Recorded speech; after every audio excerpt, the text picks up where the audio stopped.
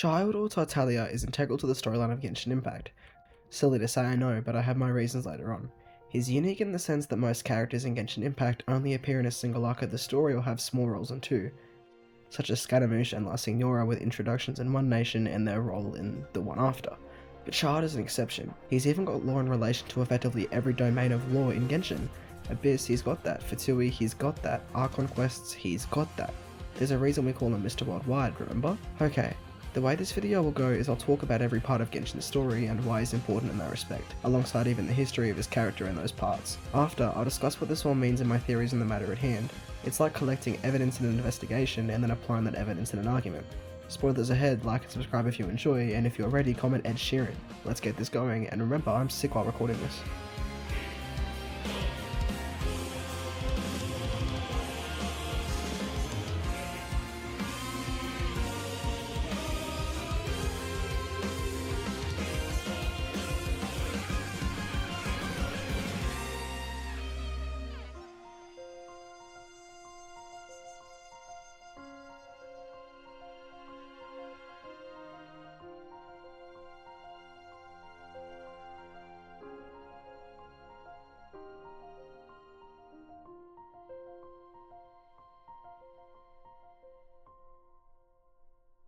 Childe is introduced in the nation of Liyue as the first playable character to be seen, and excluding the Archon, the first Liyue 5-star. Outside of canon, it thematically makes sense as the dedication to promises as shown in his story quest is evolved into a debt collection business within the Fatui. Business is of course a major thing in Liyue, and that's why there's a full place for the Northland Bank within the harbour of course. Tell me that doesn't mean something. Anyway, just like other nations have temporary and permanent characters in their story arcs, Childe is one of the permanent ones in Liyue alongside Zhongli. Those two last from Act 1 to 3 as integral parts of the overall story. As Liyue expands the world and mechanics introduced to Mondstadt, Childe only serves to push this further by fleshing out what the Fatui is and why they do what they do, as he is the weakest harbinger, therefore naturally the best choice for this role. It creates a more anticipated form of fear. Through letting the player imagine the raw strength the other harbingers possess, both due to La Signora's short cameo in Mondstadt's story alongside now Childe. While he appears weak or average at first, Act 3 creates the anticipated fear I'm bringing up. Seeing his incredible strength even as only the weakest harbinger is very interesting, and this very event within the Liyue story also benefits Fontaine Act 5, though I'll say more on that later in the video. Something else besides his role in the world building and roles in the story is the type of person he is. Firstly, he has layers. You see him first as a charming laid-back guy, and as the story continues, that hint of unpredictability seen in his introductory cutscene becomes more and more relevant to his character. He is a heavy Machiavellian type character in the Dark Triad, but outside of his relevance to the Dark Triad, he's extremely human unlike a lot of the early game harbingers. As he continues to unfold layers, it becomes clear that it was done as a build-up to the climax of Act 3, Childe's betrayal. Your swordsmanship is quite impressive, but that's about as far as you'll get. Depending on what sort of person you are, you either picked up the breadcrumbs of both his personality and role within the Fatui as a harbinger and expected this, or you were mind blown by it. Either way, this once again plants a seed into the player's mind that serves as a conditioning that goes down to affect reactions given to arcs like the Wanderer arc or the role of Arlecchino throughout the Fontaine Archon quests. You have a personal reason to be suspicious of the cooperative harbingers, not just reasons from characters that told you so. It also introduces delusions to the main Archon quest, which is good for Inazuma's third act. On top of this betrayal solidifying the fact Childe is a wildcard, it immediately explains why. At least on a surface level motive sort of reasoning. He's bloodthirsty but not in a creepy or malicious way. I see. Well, this is most unexpected. He simply has ambition practically radiating from him, and this level of understanding and character is what allows Liyue to not only build him as an enemy and a Machiavellian, but his future quest to build him as a character and an ally. In a way, Childe is an encapsulation of the Fatui in the story. When you're suspicious of Childe like in later parts of Liyue, you're suspicious of the Fatui. When he's kind to you in later arcs just as Fontaine, you're slightly more trusting of the Fatui, and shockingly enough, Arlecchino enters the fray as well. This is, in my opinion, because Childe is both close to the Traveller and just in general set up to always have a connection with the plot because he's integral to the story of Genshin Impact. Finally, the biggest reason all of this is so helpful for me pushing my argument is one thing. As it stands, Childe is the only character to be a main antagonist and then become a main ally without changing a single bit.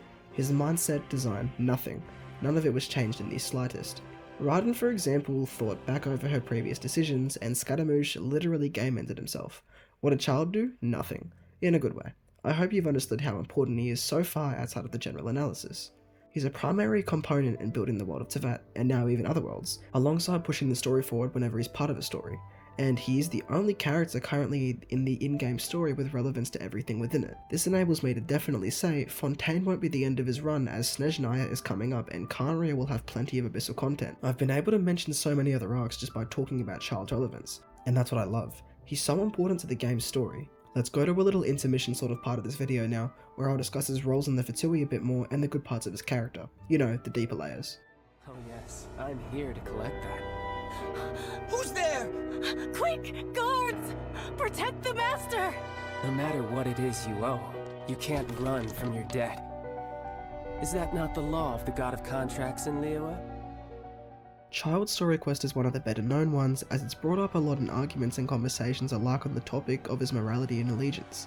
When something is brought up frequently in conversation about a character that's brought up frequently, that's the natural sequence of things. It introduces one of Childe's siblings, Tusa, who is told by his big brother that he's a toy maker instead of a Fatui harbinger, or Fatui anything in general. This is to protect his little brother's innocence and because Tusa loves toys. However, how does this relate to Childe's importance? While it doesn't directly help my argument, it sets up events for the Fontaine storyline very efficiently. You see, Childe is actually very kind-hearted, outside of his violent hobbies and tough line of work. I briefly mentioned this earlier, but this story quest is where that mostly comes out. Besides a few lines after the fight with Childe in his Liyue arc, there's no indication that Childe's behaviour before Act 3 was anything genuine on his end. Though of course, we now know he's the least underhanded and indirect of the Harbingers, preferring a simple duel over any diplomacy or manipulation. The more we get to know him throughout the game, the more trustworthy he becomes, though there is no way we can get around his Machiavellian trait. However, his lack of verisimilitude is valuable for trusting him in the long run. I'm using so many big words. Never forget how he almost killed a whole nation. Anyway, besides his infatuation with being a wild card yet being a caring guy, another chunk of why it's so difficult to trust him is the allegiance with the Fatui. I won't yap about this stuff as I've already said, so let's get straight to the point. Childe is the most important Harbinger as he introduces deeper inner workings and concepts of the Fatui Harbingers, acts as a Harbinger while remaining as an ally, is a main force in two separate nations without just popping up once, and have you seen the Fatui constellation wheel? People have linked up the majority of the constellations to the definitive Harbingers, however Childe is in the very middle of it. He's definitely a main, integral and important part of the Harbingers as a group, and on top of this, his boss theme's never-ending performance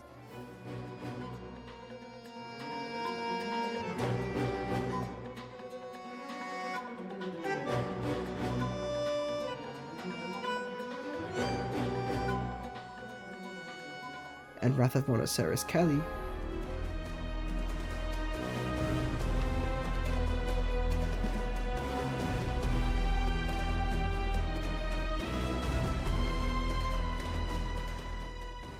prove it to me. Every Harbinger has a unique motif to them, and typically their second phase will incorporate the main Harbinger motif alongside it. However, Childe has no unique motif, only having the Harbinger motif. If his main motif is just the Harbinger one, then his role as the Fatui Harbinger must be extremely important to him. Or he's extremely important to the Fatui. I mean, he only uses the default variant of the motif while everybody else has a variation. This is only on the Fatui side of things though. His resonance with the outer world of Teyvat, Skirk and the Abyss is still the main thing I have to talk about later. Assuming you have knowledge on him as a character completely, I'll mention this now while on the topic of constellations.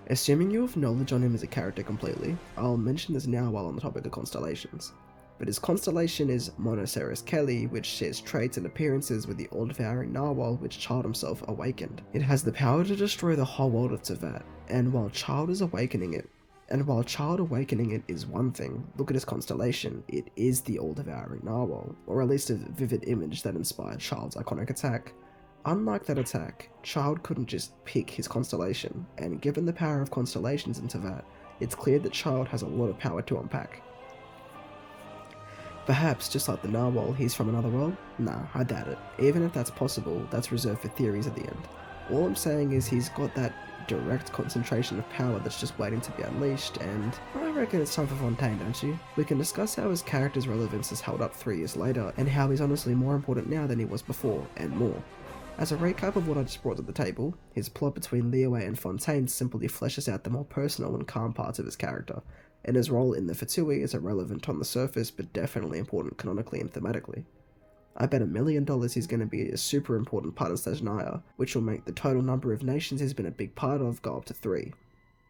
Also, he got big power because of that Narwhal, In fact, comment big beefy narwhal so I know you made it this far. Let's go.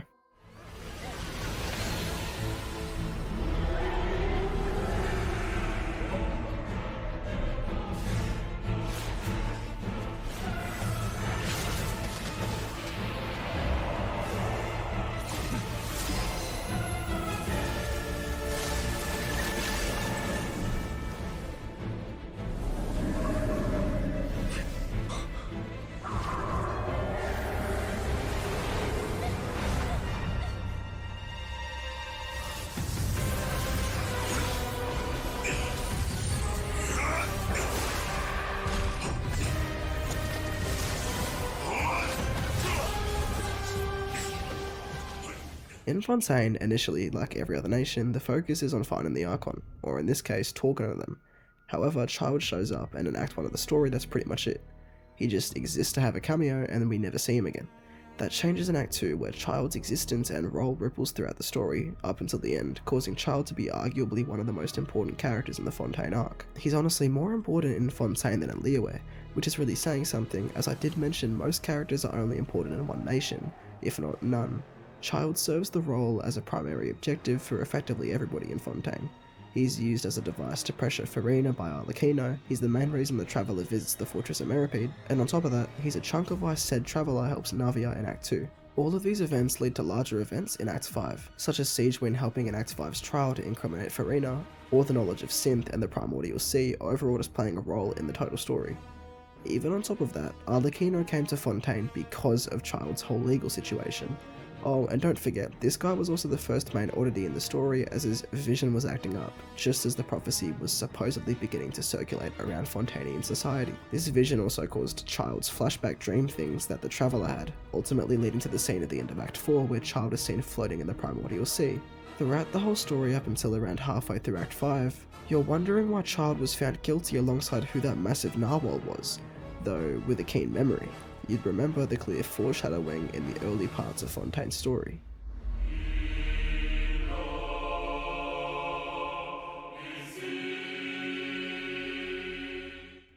Childe is so important to not only Liyue's story or the story of the Fatui, but with all this information, Fontaine's story as well.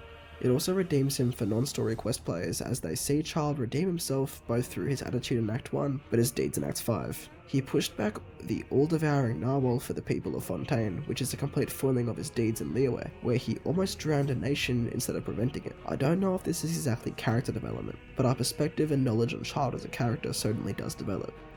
I also noticed that the light in which he's shown compared to Liyue is very different. In Liyue, he's in control of most of the stuff going on, so powerful he even summons a gourd. Of course, in the last act involving Signora, it changes a little.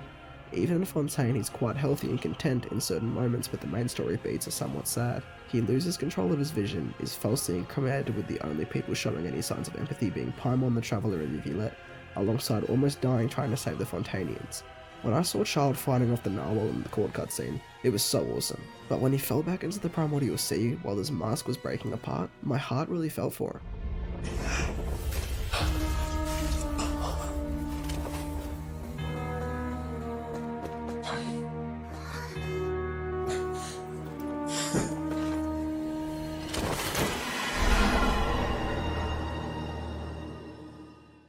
You might think I rambled, but personally, I think this will come back up in the story of Snezhnaya.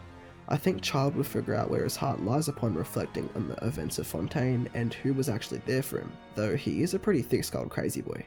Some tragic stuff would need to happen to him in that arc for anything like that to take place, though I'll talk more on this in the theory section. Personally, I think that's all the information I need to share here in the Fontaine section. As a reminder of everything brought up here, Childe is an integral part of Fontaine's story. He's the reason Navia and the Traveller are close, why the Traveller made friends with the people in the Fortress of Meripede, why the Traveller learned about the Primordial Sea even more extensively than Act 1, and because of all of this, why the story went the way it did in Act 5. However, on his side of things, he was only used by the people around him, excluding us of course. Now that we've discussed Fontaine, it's only right chronologically that we talk about his relations to the Abyss, and outside of canon, how his character allows us to learn more about it.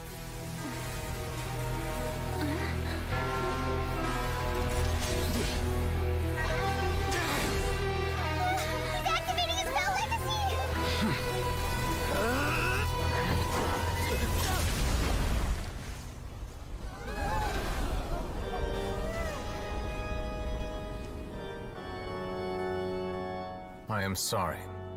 If you have been wronged, we will find the truth. But the rules of the court must be upheld.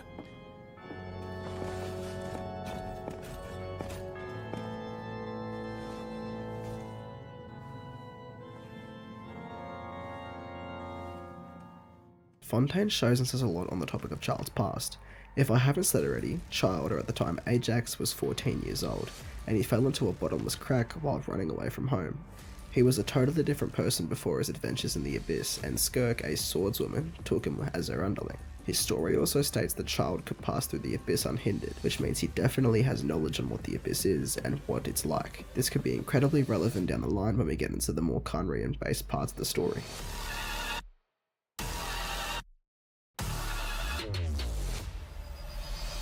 On top of this, I already spoke about the true cap of Childe's strength due to his constellation, but what about the existing strengths of other outworldly characters mentioned? Skirk the Foul and the Hexen Zircle in general. These people are real powerful considering the all-devouring Narwhal, who, may I remind you, is like 7 times stronger than Childe, is the Foul's pet. That Narwhal almost consumed a whole nation, and it makes me think that Teyvat is only the surface of Genshin Impact. I mean, it's called the Teyvat chapter. If we're gonna get anywhere beyond Teyvat, Childe would definitely be a good option for the transition to that other world. If Childe is gonna be our tour guide in Snezhnaya, he could be in the Abyss as well. Or it could be like Fontaine, where we run into him by chance, perhaps interacting with Skirk or somebody. We still aren't in theory territory though, so I'll leave this for once again later. I'm also interested in how somebody can just enter the Abyss. It seems like Childe might know a thing or two about that, but he was looking for Skirk for a while. I don't know if Childe has any relation to the Abyss Order, but he does to the Dimension. Finally, the Narwhal seemed to be smashing through Childe's constellation in the 4.2 trailer. Okay, that was the shortest section, but that's all I have to say. His relationship with the Abyss is the part of him that is the least known, so yapping on about the facts is nothing short of difficult to do. Without further ado, let's stop talking about why he's important, and instead, what his importance could mean down the line. Give me another 10 seconds, Tusser. Still hiding. Huh. Now who's the cheater? Alright, 10 seconds, that's it.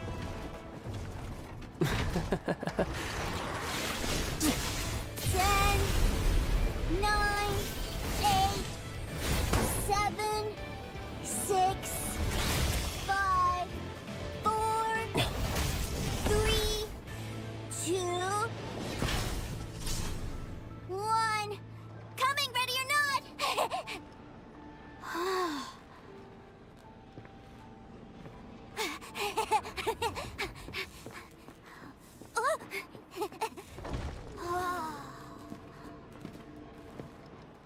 This will be the shortest theory section, but as of Act 5 in Fontaine, we know Capitano, one of the Fatui Harbingers, will be somewhere within Natlan's story.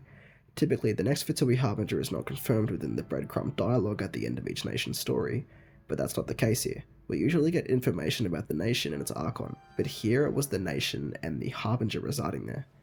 Now, I know Childe is currently recovering from the events of Fontaine, but it's possible Childe will also show up somewhere in Natlan as he, according to his voice lines, does in fact look up to Capitano. If they're going out of their way to both make his presence in the nation known and discuss why he's there after Childe had his primary role in the events not long before, it makes sense to me. On top of that, why wouldn't Childe show up in the nation ruled by the God of War? I'm not talking about Kratos or anything, but it's only right that we see Childe. If we do, I doubt he'll have extreme importance in the storyline, but he might when it comes to Capitano's part, or the Fatui part. Skirk does say she'll use Childe as a messenger for Neuvillette, and perhaps he'll be an indirect part of that message. We'll have to see next year, won't we? Come with me.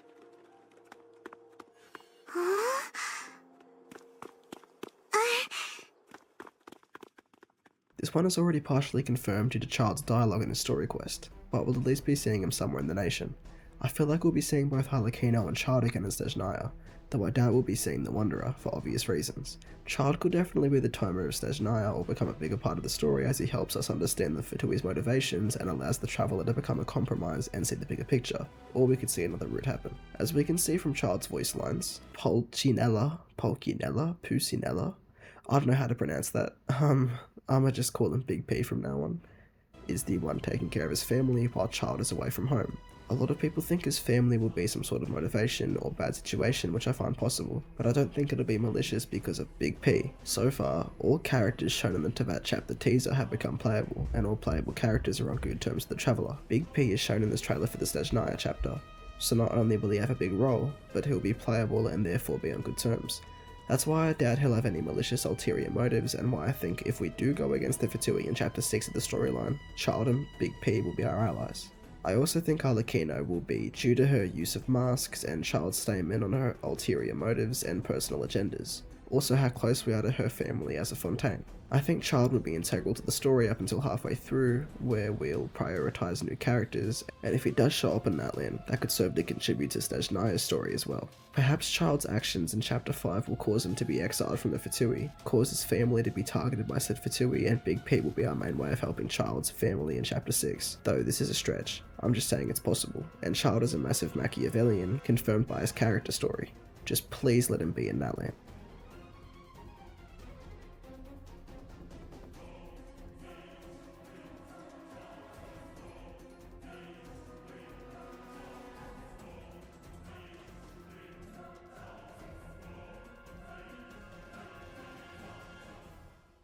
If all or some of these things happen, as long as Childe doesn't die in chapter 6, he would definitely be a massive help in uncovering the secrets of the Abyss in Khaenri'ah, though he could also be injured like at the end of Fontaine. Perhaps Skirk will be the character we see instead? Who really knows? All I do know is Childe will at least be mentioned or be a motivation for something in chapter 7 and above, if there is more beyond Teyvat, as long as Skirk or the Foul is present in the story again then. I mean, Childe's constellations are all related to the Foul, the Abyss, or his Machiavellian traits. What can I even say? There's something going on here. Okay, let's move on. I'm finished with all of this. I can't talk about him anymore. What do you think about the future events of the story in relation to his character? Comment your theories below since I'm curious. I didn't know about the Narwhal smashing through his constellation until somebody else told me, for example. Alright, moving on.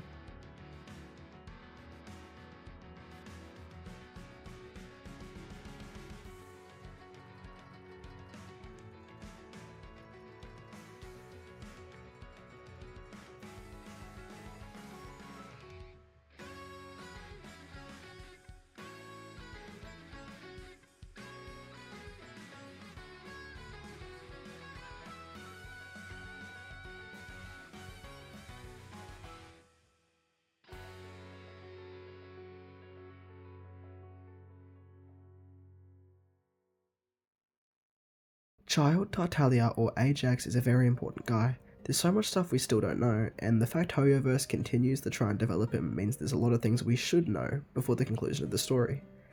He's already shown that he can introduce new concepts, as he introduced Skirk, the Foul, and more deep parts of the Fatui, as I said. He's important for world building, important for moving the story forward, important as a character in general, and important as he's an antagonist and a support simultaneously. He's so unique as we still don't know what could happen the next time he shows up. Maybe he'll actually be helping Capitano in Natlan? Maybe he's been forced into a position of villainy in Snezhnaya or corrupted by the Abyss? All we can do is wait and see. Maybe the Narwhal will come back. See you guys, like and subscribe, and have a good day.